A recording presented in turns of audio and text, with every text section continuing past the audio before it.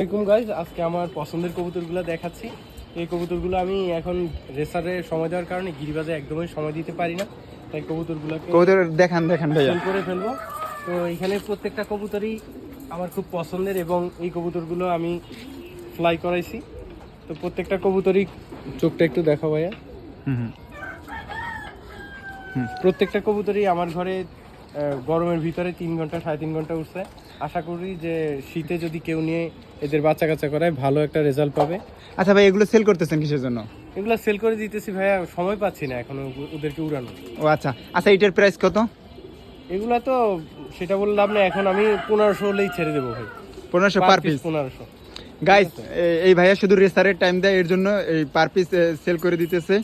আচ্ছা, আর এই ভাইয়া যদি আমাকে মেসেজ দিলেই তো হবে, তাই না? হ্যাঁ, তোমার সাথে যোগাযোগ করলেই হবে।